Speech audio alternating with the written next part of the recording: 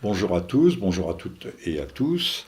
Bonjour à vous, Philippe Prévost, que nous invitons aujourd'hui pour évoquer la question du Levant, qui est une question brûlante, cruciale. On en parle tous les jours. Justement, on n'en parle peut-être pas assez dans les médias. On voit que l'Irak est ravagé par de méga attentats, 100 morts par-ci, 70 morts par-là.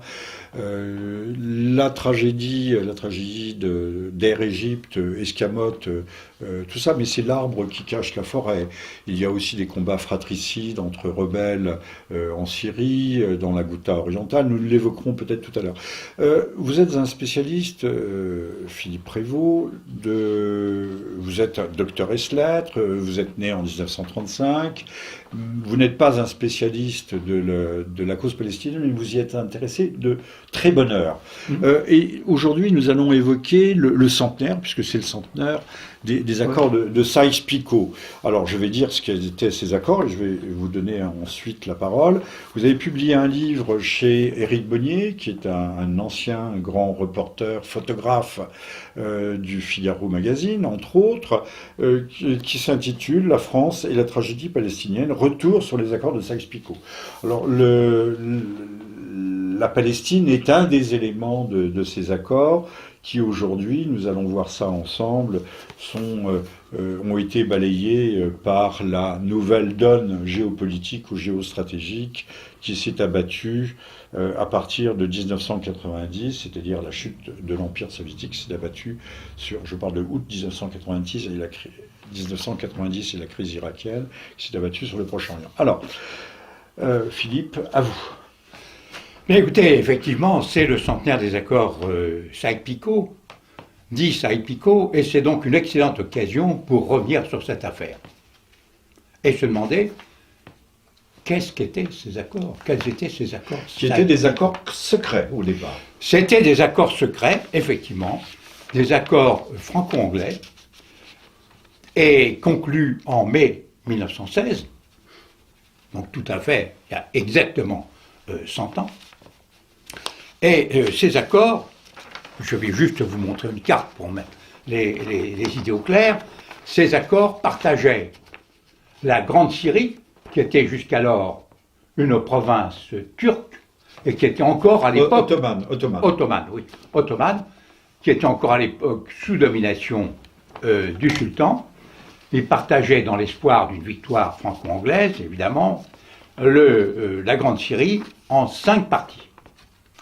D'abord, vous aviez une zone purement française, qui est ici, en noir, avec la Cilicie et puis un grand Liban.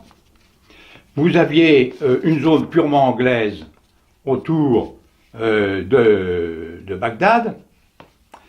Et puis 2 zones d'influence, essentiellement. Une zone A qui était donnée aux Français et une zone B qui était donnée aux Anglais. Ça devait être donné normalement au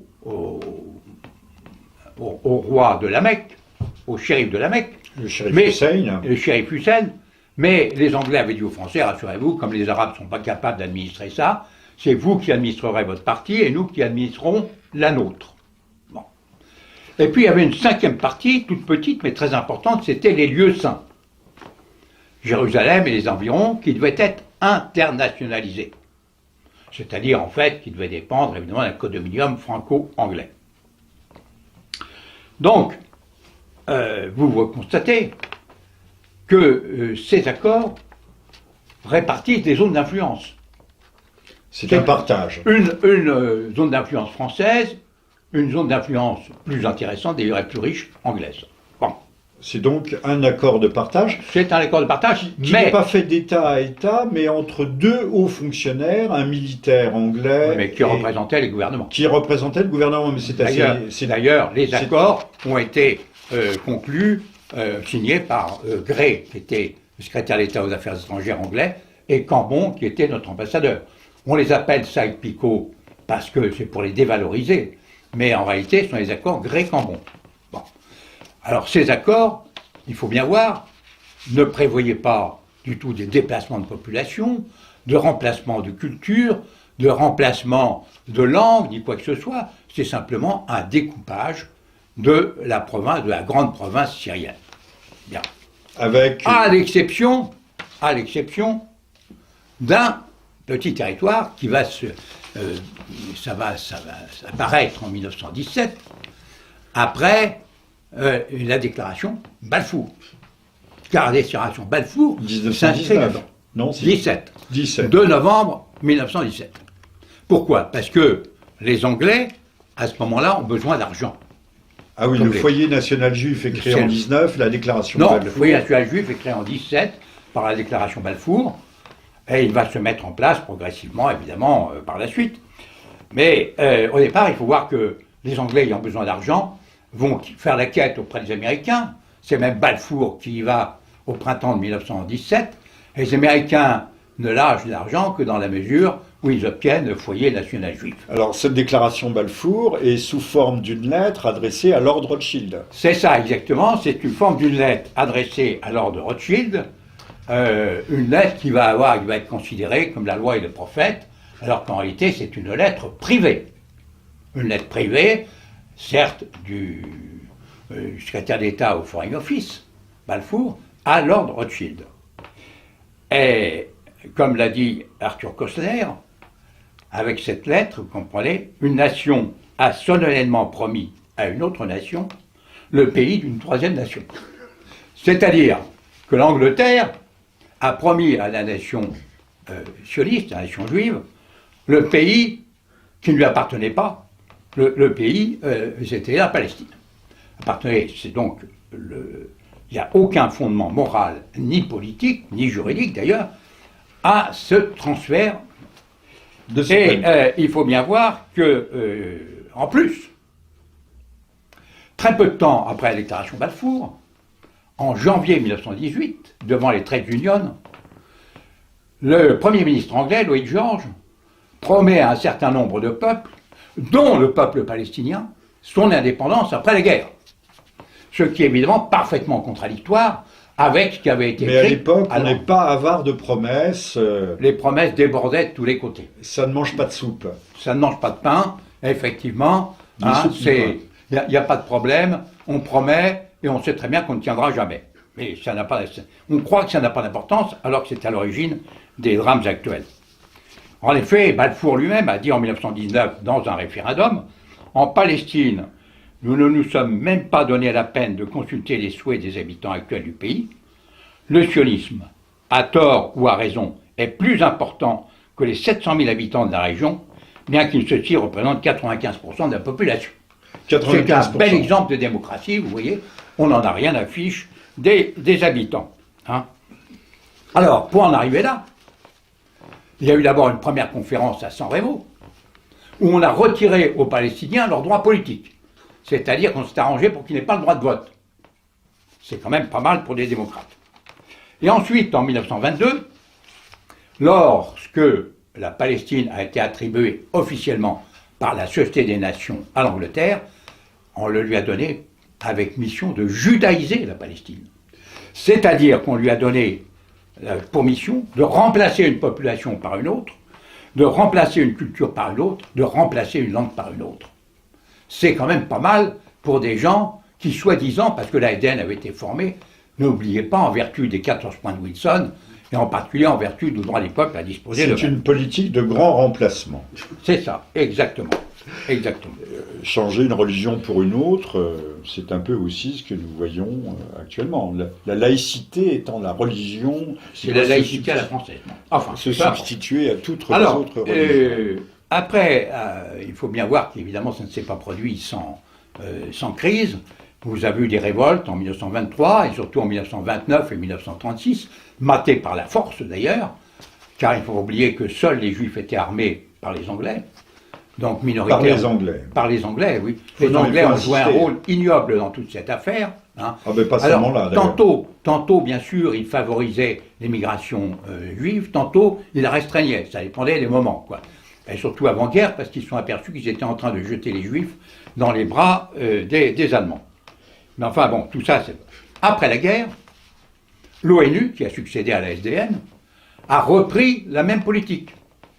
C'est-à-dire qu'après la guerre, ils ont partagé en 1947 la Palestine, au mépris des promesses des Anglais vis-à-vis des Palestiniens, car les Anglais, dans les années 20, avaient dit aux Palestiniens qui s'inquiétaient, rassurez-vous, jamais nous ne diviserons la Palestine. On sait ce que ça veut dire, jamais.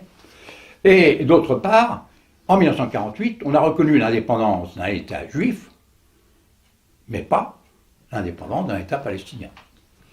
Et vous savez très bien ce qui s'en est suivi par la suite. Vous avez eu les guerres de 47-48, où on a profité pour chasser les Palestiniens de chez eux. Ensuite, vous avez eu la guerre de 1956, surtout la guerre de 1967, qui a permis le fait que le Jérusalem-Est et les territoires cisjordaniens, eux, sont devenus des territoires occupés. Et tout. Donc, la France et l'Angleterre, je vous le signale, parce que c'est important de lire, avaient quitté la région après la Seconde Guerre mondiale. La France contrainte par les Anglais, plus ou moins, et par ses promesses démagogiques, et l'Angleterre, parce qu'elle ne pouvait plus, après la Seconde Guerre mondiale, assumer tout simplement la charge de la charge qui convenait, c'est-à-dire le maintien de l'ordre et tout ça. C'était d'autant moins nécessaire que l'Angleterre avait perdu les Indes, et que par conséquent, bon, la Palestine avait, enfin... Voilà, il faut bien préciser, Philippe, que toute la politique anglaise, notamment au cours du XXe siècle, la conquête, les zones d'influence du Golfe Persique, la politique de l'Arabie, qui sera l'Arabie saoudite à partir de 1932, est liée et entièrement contingentée par la sauvegarde de la route des Indes. Oui, et comme vous venez de le dire, ayant perdu les Indes, cette politique s'effondre de facto. N'a plus de raison d'être. Voilà. Et donc l'Angleterre remet le cadeau empoisonné, puisqu'elle a semé la pagaille, elle remet ce cadeau empoisonné à l'ONU, qui ne sait pas très bien comment faire, et c'est pour ça qu'on dit qu'il divise, commence par diviser, et ensuite par proclamer l'indépendance d'un des partenaires. Bien. Alors, la question qu'on peut se poser, c'est de savoir si aujourd'hui les accords Sykes-Picot sont responsables de la situation actuelle. Est-ce que les accords Sykes-Picot, par exemple, sont responsables du 11 septembre? Alors, votre réponse? Elle est évidente. C'est non. Est-ce que Sykes-Picot avait prévu le 11 septembre Est-ce que les Sykes et Picot ont prévu le 11 septembre dans les accords? C'est absurde. C'est ridicule. C'est grotesque. Est-ce que on pouvait prévoir qu'il y avait 15 Saoudiens dans les avions, qu'il y avait 2 Égyptiens, qu'il y avait un Libanais, alors, pas contre mais que, je vais vous faire remarquer, parce que je voudrais aller jusqu'au bout de mon raisonnement, je vais vous faire remarquer qu'on a bombardé, non pas l'Arabie Saoudite, non pas l'Égypte, mais on a bombardé essentiellement l'Irak, l'Afghanistan d'abord, l'Irak, la Syrie, qu'est-ce qu'il y a encore? On a bombardé, bien sûr, tous ces pays-là, la Libye, bien sûr, alors qu'il y avait personne.